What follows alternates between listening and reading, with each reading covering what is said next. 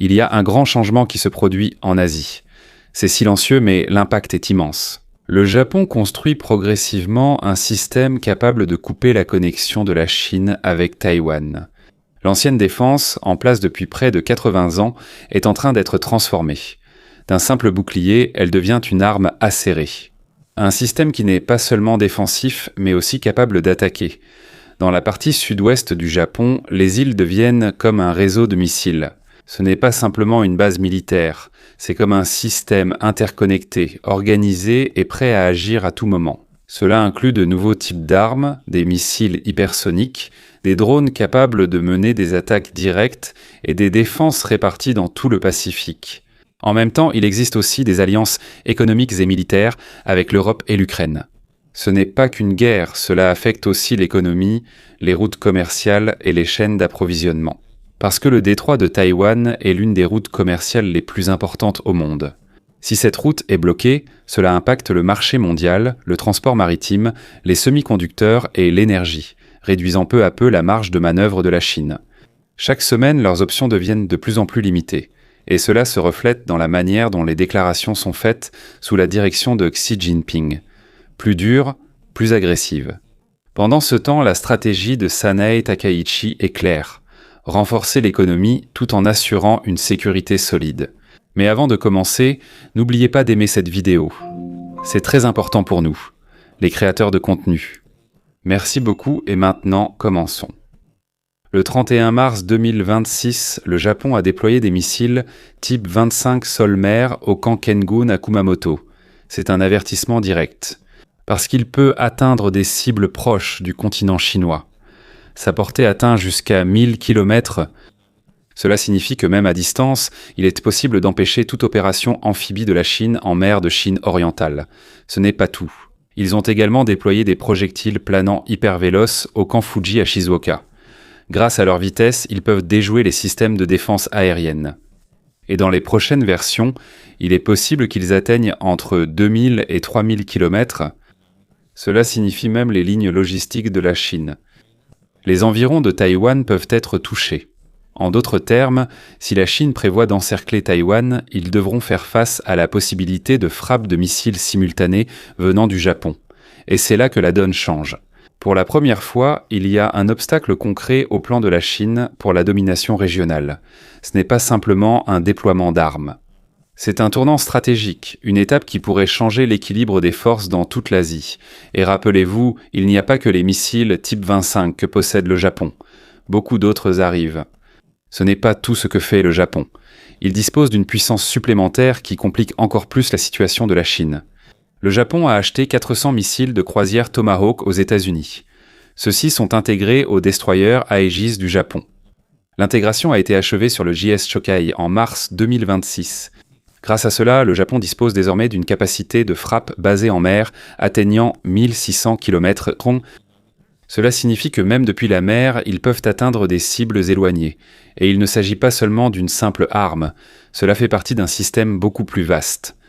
Tout cela est opéré sous le commandement interarmé. Les mouvements des forces terrestres, navales et aériennes sont unifiés. C'est plus coordonné. La réponse est plus rapide. La précision est souvent les plus élevée, cela inclut également le soutien en renseignement des États-Unis. Le ciblage devient plus exact. Moins de ressources sont gaspillées.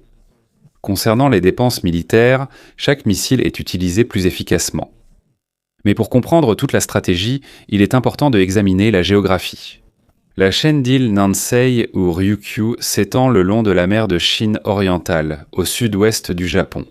Et son extrémité se trouve à moins de 70 miles de Taïwan. Elle comprend des îles comme Yonaguni, Ishigaki et Miyako. Celles-ci ressemblent à des points de contrôle, des goulets d'étranglement que les navires chinois doivent traverser s'ils veulent sortir de ce qu'on appelle la première chaîne d'îles. Par exemple, les navires de guerre chinois doivent passer par des passages étroits comme le détroit de Miyako. Et maintenant, ces routes sont à portée des missiles japonais. Cela signifie que chaque mouvement de la Chine comporte un risque. Chaque route est surveillée. Chaque pas a un coût correspondant. La fortification de ces îles a commencé il y a presque une décennie.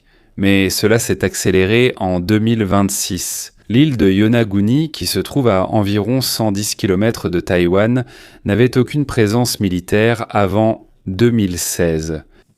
Aujourd'hui, elle dispose d'unités d'observation côtière, d'équipes de guerre électroniques, et très bientôt, elle aura aussi des missiles de défense aérienne. En 2022, un missile est tombé près de l'île alors que la Chine menait des exercices militaires autour de Taïwan. Cela a poussé le Japon à prendre la défense plus au sérieux. Aujourd'hui, ils installent aussi des systèmes de brouillage électronique. Le but de cela est de perturber les communications de l'ennemi. Ce sera la première base du Japon axée sur ce type de guerre. Et dans la guerre moderne, il n'y a pas que les balles qui comptent, le signal aussi, l'information aussi. En d'autres termes, le Japon ne renforce pas seulement sa puissance, il renforce aussi son contrôle. Et dans une guerre où l'information est la clé, c'est une arme plus dangereuse. Le Japon renforce davantage sa défense dans le sud-ouest. Ils ont déployé des batteries de missiles, des systèmes de défense aérienne patriotes et des réseaux de radars modernes à Ishigaki et Miyako. Plus de 10 000 soldats sont stationnés dans cette région. Cela signifie que si la Chine envoie un navire vers le nord ou l'est de Taïwan, ils ne devront pas seulement penser à Taïwan et aux États-Unis. Ils devront également tenir compte du Japon. Et à chaque nouvel adversaire, le risque augmente. Et le coût de l'opération augmente aussi. Mais le changement du Japon ne se limite pas aux missiles traditionnels. Leur stratégie prend une direction plus moderne. Les événements de la guerre en Ukraine et au Moyen-Orient ont une grande influence. Le Japon utilise les leçons tirées de ces conflits. Selon les rapports, ils accordent plus d'attention au développement des drones kamikazes. Ce sont des véhicules aériens sans pilote capables de rôder et d'attaquer une cible. Ils ont une portée de plus de 1000 km. La stratégie est simple mais efficace. Utiliser d'abord des drones bon marché pour épuiser la défense aérienne de l'ennemi. Ensuite, lancer des frappes de missiles plus puissantes sur les sites de lancement. C'est une approche qui a déjà fait ses preuves sur le champ de bataille. Moins coûteuse, plus flexible et plus épuisante pour l'ennemi. En plus de cela, le Japon teste également la nouvelle génération de systèmes sans pilote. Des équipements pouvant être lancés depuis des sous-marins et des avions, capables de se déplacer à la surface et sous l'eau. Ceci est directement inspiré par l'utilisation par l'Ukraine de drones navals contre la Russie en mer Noire, une stratégie qui a causé d'importants dégâts à la marine russe. Il existe également une coopération directe entre le Japon et l'Ukraine. En mars 2026, une entreprise japonaise de drones a investi dans une société ukrainienne. L'objectif est de transférer les connaissances acquises sur le champ de bataille. Si la production d'intercepteurs bon marché réussit au Japon, il pourrait y avoir une nouvelle couche de défense. Un système capable d'épuiser le stock de missiles coûteux de la Chine avec des équipements moins chers. Sur le plan économique, c'est très important. À cause de la guerre moderne, ce n'est pas seulement une question de force, c'est aussi une question de coût. Si tes armes sont moins chères mais ont le même effet, tu as un avantage plus grand. Alors que le Japon apprend de l'expérience de l'Ukraine, l'Ukraine bénéficie également de la technologie avancée des semi-conducteurs. Un échange de forces, un partenariat stratégique. Et à cause de cela, la Chine fait face à un autre type de défi, non seulement en Asie, mais aussi dans la connexion entre l'Europe et l'Asie-Pacifique. En d'autres termes, le changement du Japon n'est pas seulement local. Il fait partie d'un mouvement plus vaste qui pourrait modifier l'équilibre des forces dans différentes parties du monde. Il y a un autre aspect important dans ce changement du Japon. Ce n'est pas seulement centré sur l'Asie. Cela a déjà atteint un niveau mondial. Le nouveau réseau d'alliances avec l'Europe donne une dimension plus large à la stratégie. Au début du mois d'avril 2026, Emmanuel Macron s'est rendu à Tokyo. Là-bas, une feuille de route de défense a été signée, établissant un lien direct entre le Japon et la France. Le plan comprend un accord d'accès réciproque. Les exercices militaires conjoints seront désormais plus simples à organiser. Les ports seront plus ouverts et la coopération en défense spatiale et partage de données renforcés. Cela montre que l'Europe est prête à se tenir aux côtés du Japon face à l'influence croissante de la Chine dans l'Indo-Pacifique. Mais la partie économique est encore plus cruciale. L'accord sur les terres rares entre le Japon et la France a un impact majeur. Actuellement, la Chine contrôle environ 70% de la production mondiale de ces minéraux.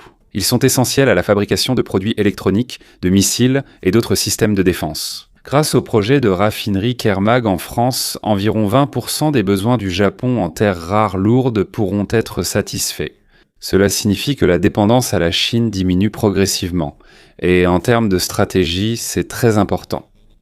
Parce qu'auparavant, la Chine utilisait l'exportation de terres rares comme un outil de pression politique. En cas de tension, ils peuvent restreindre l'approvisionnement, ce qui affecte directement l'industrie de l'adversaire. Mais grâce à cet accord, il devient plus difficile d'utiliser ce genre de tactique.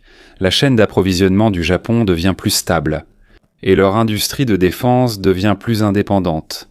Si l'on regarde le tableau d'ensemble, la direction est claire. Le Japon ne dépend pas uniquement des États-Unis. Il élargit son réseau d'alliés, l'Europe en fait partie. Dans une déclaration, Emmanuel Macron a dit que l'Europe ne devrait pas simplement suivre les deux grandes puissances. Cela montre la volonté d'avoir sa propre position dans la politique mondiale. Pour la Chine, ces actions sont clairement un défi. Ils ont qualifié cela de front anti-Chine, et cette réaction montre l'inquiétude à Pékin.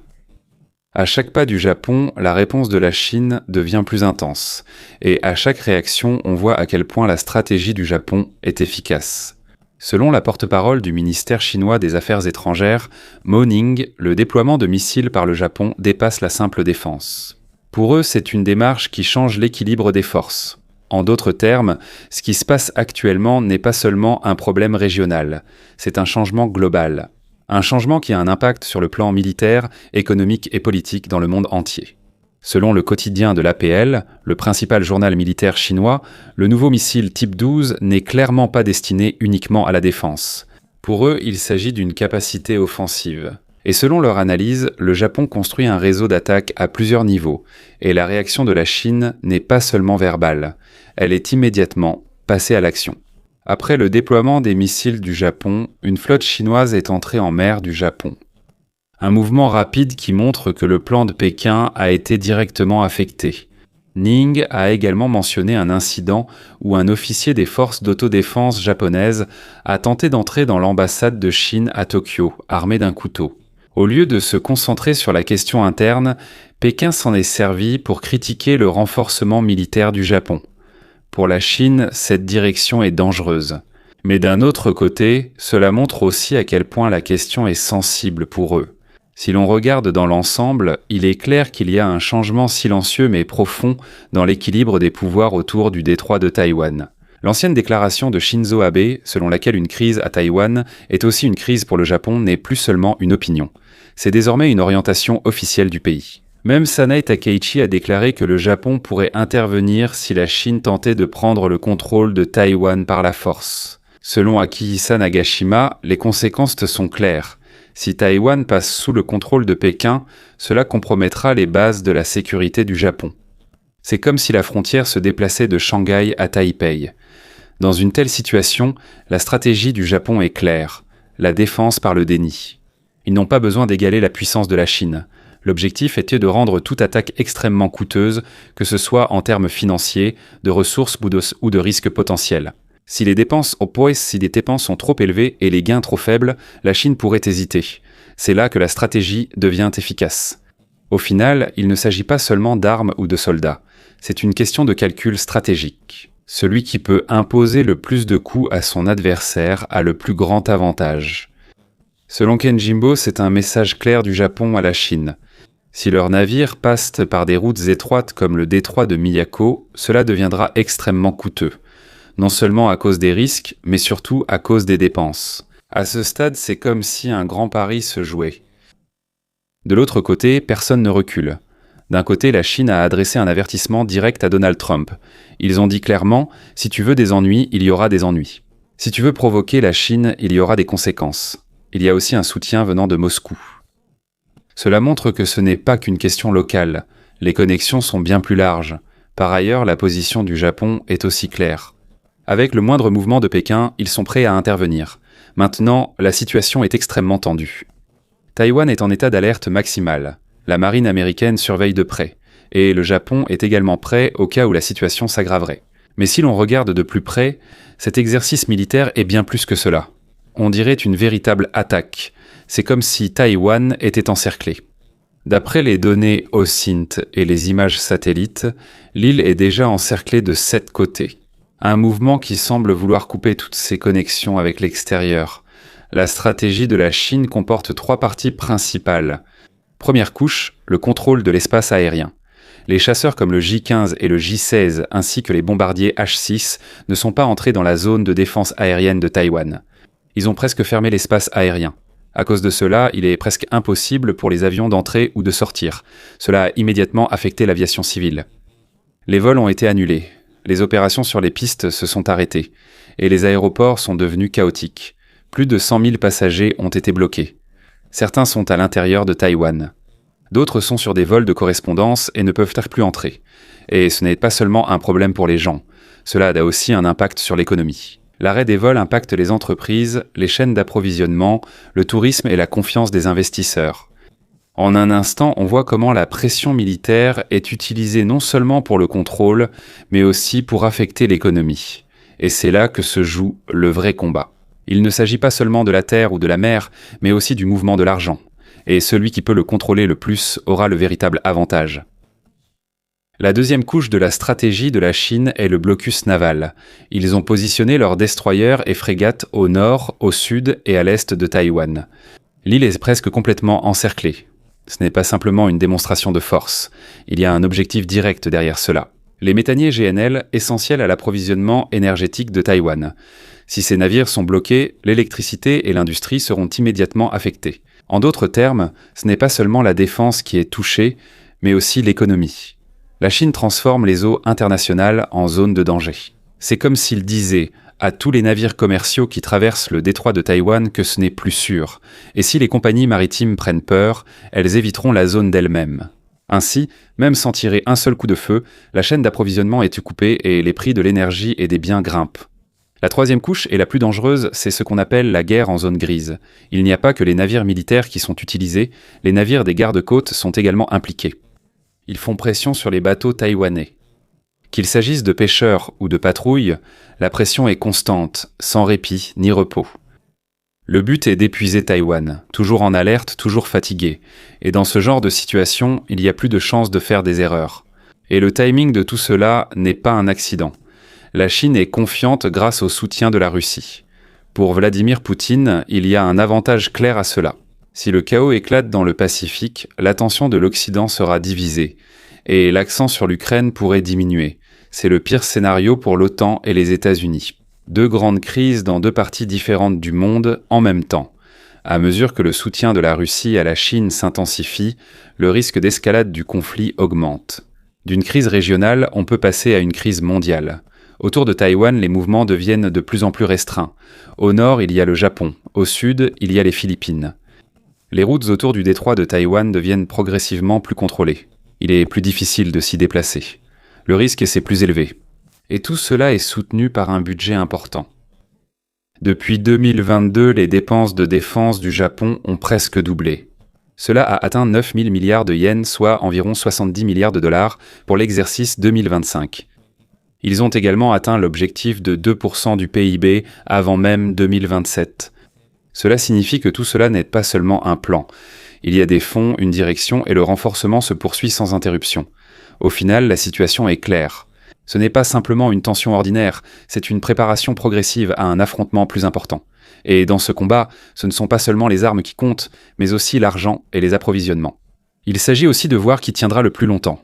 En 2005, les dépenses de défense de la Chine et du Japon étaient équivalentes à 43 milliards de dollars chacun, mais aujourd'hui, l'écart est énorme.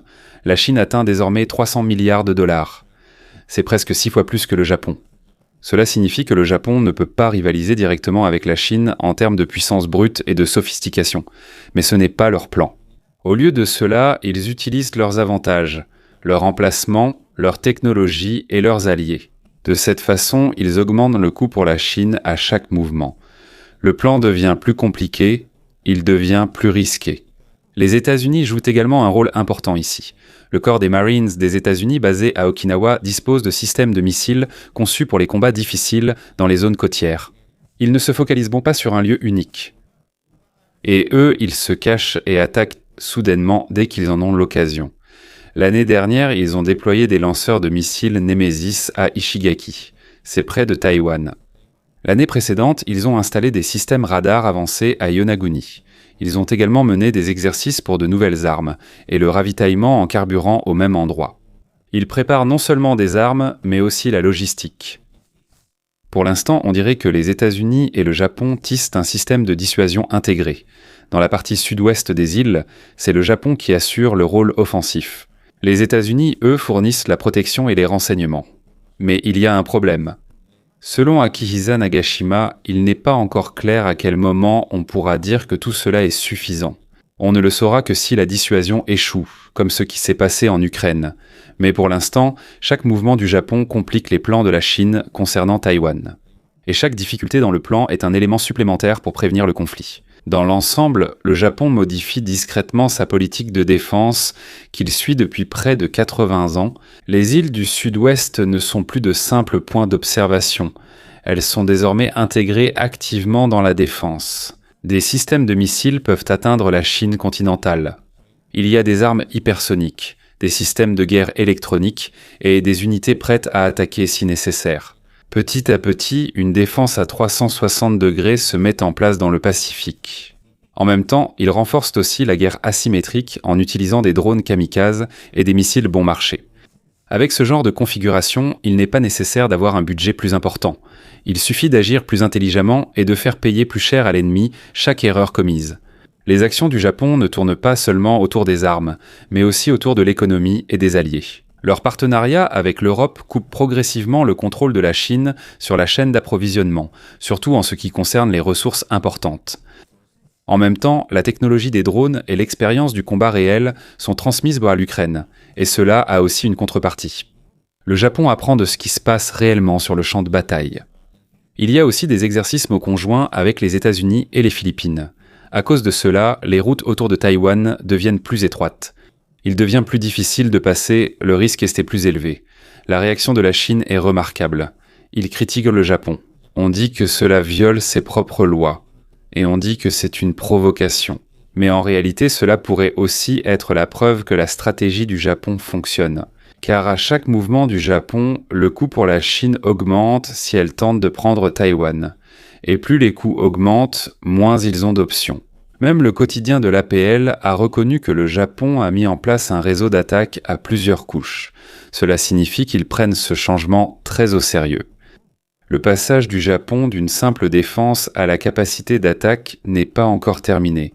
Ce n'est que le début. Mais le déploiement des premiers missiles de contre-attaque le 31 mars 2026 est un signe clair. Une longue et ancienne ère est terminée. Et maintenant, l'équilibre dans la région Asie-Pacifique change progressivement. À chaque pas du Japon, les connexions maritimes autour de Taïwan sont coupées une à une. Et de manière silencieuse, une nouvelle ère commence. Une ère où la lutte ne concerne pas seulement la force, mais aussi l'argent et la stratégie. Et celui qui pourra mieux contrôler les mouvements de l'adversaire. Mais il y a un autre conflit dont on parle rarement. C'est la circulation de l'information à travers le monde. À mesure que la tension monte, la circulation des nouvelles et des communications est de plus en plus contrôlée. Ce n'est pas simplement de la censure. C'est une façon de façonner la manière dont les gens comprennent la situation. C'est là que la guerre de l'information entre en jeu. Il n'est pas nécessaire d'utiliser des missiles pour influencer un pays. De fausses informations et des messages coordonnés sur les réseaux sociaux suffisent. En quelques heures, la perception de millions de personnes peut changer. Pour le Japon et ses alliés, cela fait déjà partie de leur stratégie. Ils protègent donc la confiance du public car lorsque les gens perdent de confiance, tout le système s'affaiblit. De l'autre côté, cela est aussi utilisé pour semer la confusion chez l'ennemi. Diffuser des informations pouvant perturber la prise de décision. Au final, il est clair que le combat n'est pas seulement physique, c'est aussi une lutte. Et celui qui contrôle l'information détient une influence plus profonde.